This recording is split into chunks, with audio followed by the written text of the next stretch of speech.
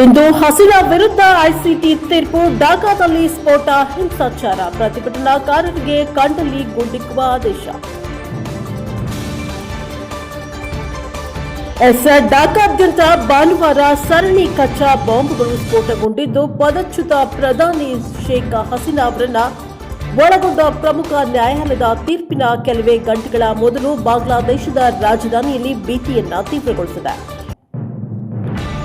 ಯಾವುದೇ ಗಾಯಾಳುಗಳು ವರದಿಯಾಗಿಲ್ಲವಾದರೂ ಸ್ಫೋಟಗಳು ಈಗಾಗಲೇ ರಾಜಕೀಯ ಅಶಾಂತಿಯಿಂದ ಅಲುಗಾಡಿದ ನಗರದಲ್ಲಿ ಉದ್ವಿಗ್ನತೆಯನ್ನ ಹೆಚ್ಚಿಸಿವೆ. 78 ವರ್ಷದ ಶೇಖ್ ಹಸೀನಾ ಪ್ರಸ್ತುತ ಅನುಪಸ್ಥಿತಿಯಲ್ಲಿ ವಿಚಾರಣೆಯಲ್ಲಿದ್ದಾರೆ. 2024ರ ಮಧ್ಯಭಾಗದಲ್ಲಿ ವಿದ್ಯಾರ್ಥಿ ಪ್ರತಿಭಟನೆಗಳ ಮೇಲೆ ಮಾರಣಾಂತಿಕ ದಬ್ಬಾಳಿಕೆಗೆ ಸಂಬಂಧಿಸಿದ ಮಾನವೀಯತೆಯ ವಿರುದ್ಧದ ಅಪರಾಧಗಳ ಆರೋಪಗಳನ್ನು ಎದುರಿಸ್ತಾ ಇದ್ದಾರೆ.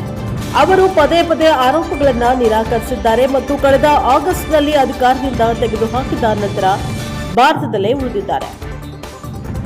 ತೀರ್ಪು ಸೋಮವಾರಕ್ಕೆ ನಿಗದಿಯಾಗಿದ್ದು, ನಿರೀಕ್ಷೆಯು ಢಾಕಾ ಮತ್ತು ಅದರಾಚೆಗಿನ ಭದ್ರತಾ ಕಾಳಜಿಯನ್ನ ಹೆಚ್ಚಿಸಿದೆ.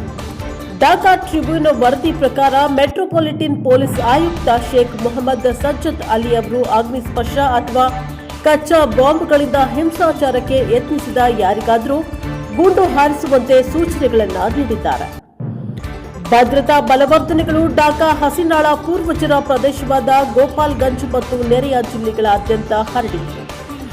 ಭಾನುವಾರ ಮುಂಜಾನೆಯಿಂದ ಪೊಲೀಸ್ ಸೇನೆ, border guard, Bangladesh rapid action battalion, ಸಶಸ್ತ್ರ ಪೊಲೀಸ್ ಬೆಟಾಲಿಯನ್ ಮತ್ತು ಗುಪ್ತಚರ ತಂಡಗಳು ನ್ಯಾಯಮಂಡಳಿ ಮತ್ತು ಹಿಗ್ ಸುತ್ತಲೂ ಬಹುಪದರದ ಸುತ್ತುವರೆದಿದೆ.